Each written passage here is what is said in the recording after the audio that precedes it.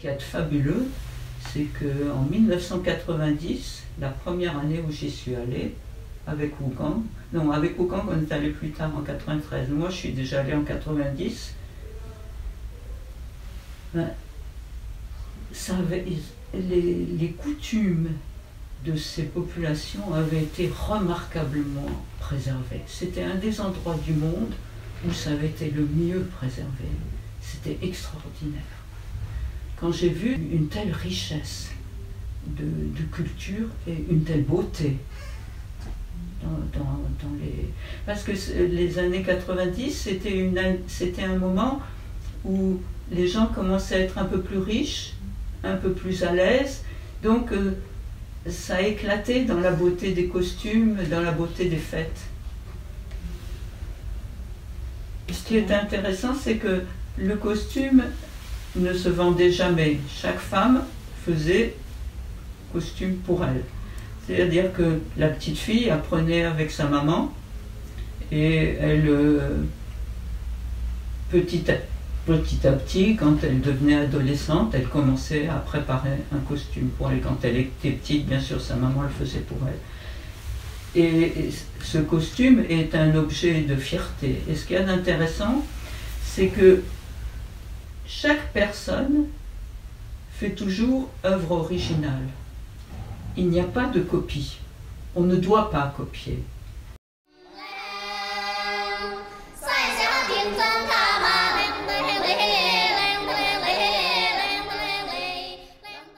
C'est-à-dire que dans chaque village, il y a un style, qui est le style de ce groupe, mais vous ne trouverez jamais deux broderies qui soient la même, deux batiks qui soient les mêmes, jamais.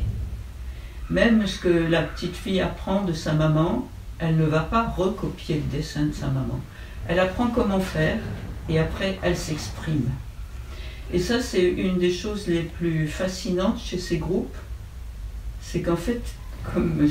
Jourdain qui faisait de la prose sans le savoir, eux ils sont artistes sans le savoir, parce qu'ils font vraiment œuvre d'artiste.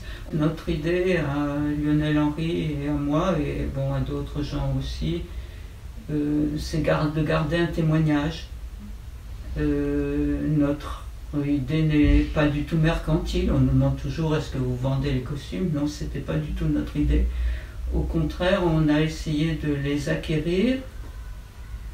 Bon, au début, je ne voulais pas, parce que ce qui m'intéresse, c'est la recherche, je ne voulais pas acheter. Mais j'ai commencé à acheter au bout de quelques années, parce que j'ai vu que tout partait tellement vite, et que bientôt, il n'y aurait plus rien. Et tout a été dispersé. Et puis, avec la soie, on faisait toutes sortes de choses. Toutes sortes de choses. Et puis, les teintures... dont l'indigo, par exemple, ça venait de plusieurs plants. Ouais. Vous peignez avec, vous dessinez avec la cire, et la cire, elle n'est pas longtemps malléable. Et après, vous devez le tremper dans l'indigo.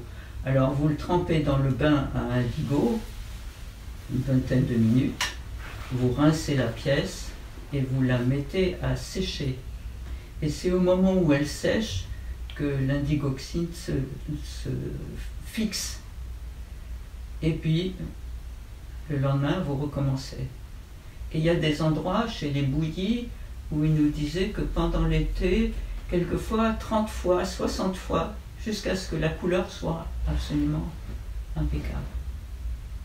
Ce qui était important, c'est que ça soit beau.